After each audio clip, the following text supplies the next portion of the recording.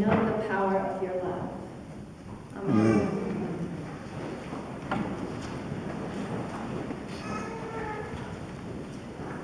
There's a lot of action in this gospel this morning, and the action is this movement of Jesus in the crowd.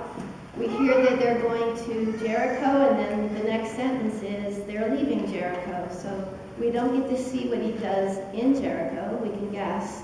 Probably healed many people. He probably spoke the truth. He probably did what he does, which is call people to follow him and to not be blind. Because Jesus uses the word blind to mean spiritual blindness or mental blindness. So we're supposed to overlay all these blindnesses when we see Bartimaeus. Come on in, Cindy. It's okay, you can come in. Bartimaeus is given a full title. His name is Bartimaeus, son of Timaeus. We know he's remembered because of what happens to him. And you may not see what happens to him because we see this story the way we've always heard it. So we're supposed to hear it in a new way this morning and see it with new eyes. When this crowd is coming out of Jericho, they are all of one mind. Jesus is the great one. Jesus is the King who's coming to save us. They're praising Jesus because they're on their way to Palm Sunday. They're on their way to Jerusalem, where Jesus, in the very next chapter, makes his grand entry into Jerusalem sitting on a donkey. So this is the last story before the Passion starts. And there's lots of hints that happen in it. So when they're leaving in this crowd, notice that Bartimaeus, son of Timaeus, is sitting on the side of the road. He's not part of the crowd because he's an outcast. He's an outcast because he's blind. He can't walk with the crowd because he can't see where he's going, but he sure knows the truth of who Jesus is. He is the only one in the gospel to cry out without having witnessed anything. He's blind. He wasn't in Jericho. He's outside Jericho. He's the only one that says, King of David, or Son of David, Jesus, Son of David, have mercy on me.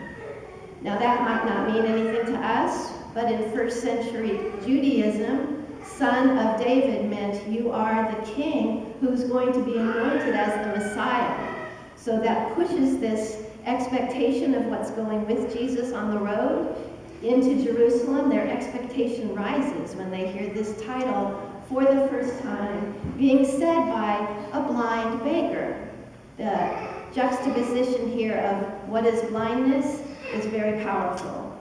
So they do what everybody in the previous chapter and all of chapter 10, this is still chapter 10, all of the disciples try to keep the children from Jesus. Don't bother the Lord. Don't bother him. What does Jesus say? Let the little children come to me. Now everybody in the crowd saying, oh, be quiet, you blind beggar. Be quiet. You are not part of us.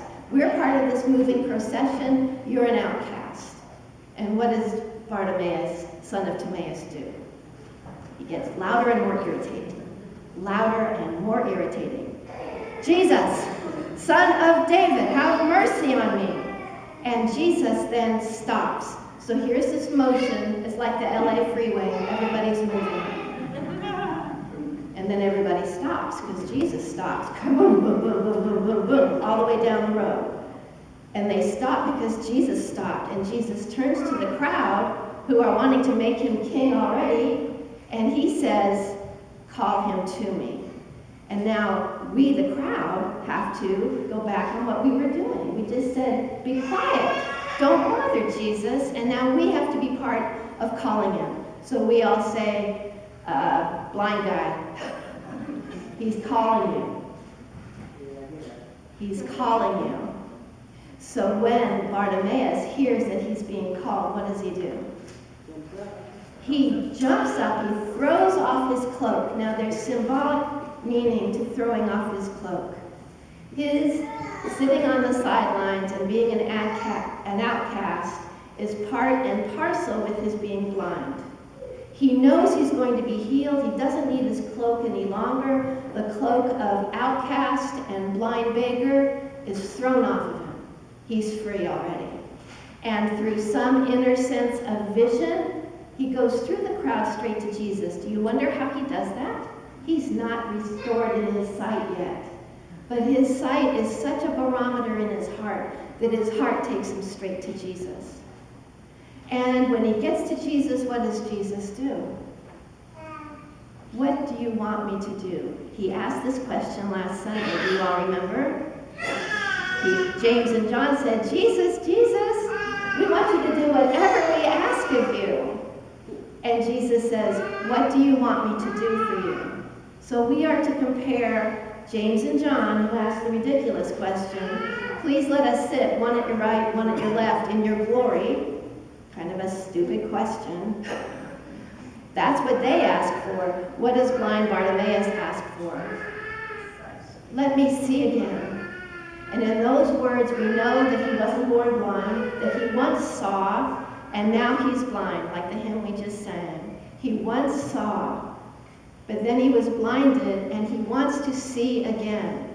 That means for us, the crowd, who think like a crowd, and in these days, in what's going on in the United States and the world, is it safe to have crowd logic?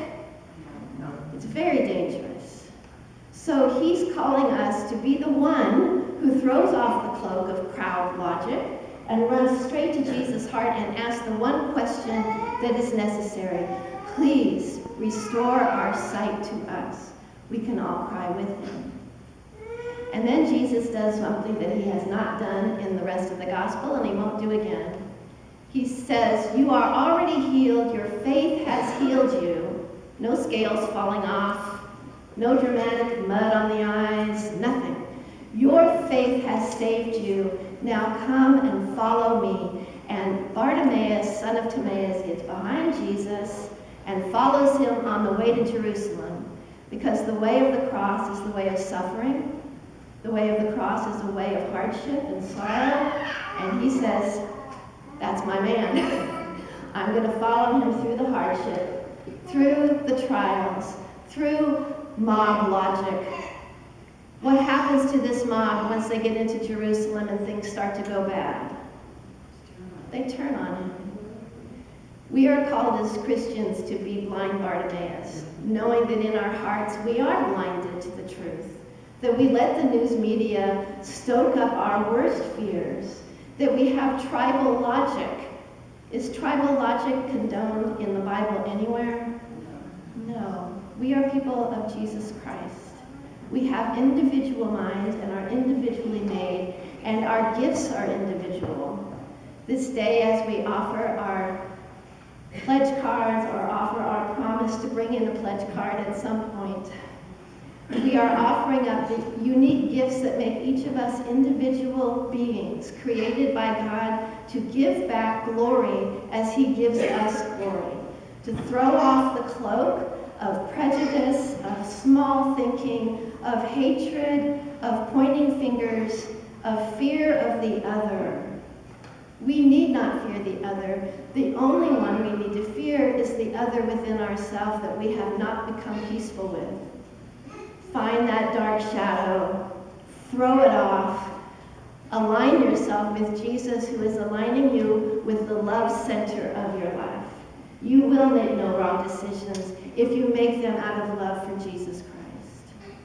And follow him into what will be a terrible passion, but it will be met by you and your gifts and those of us that are around you, thinking individually out of love for Christ.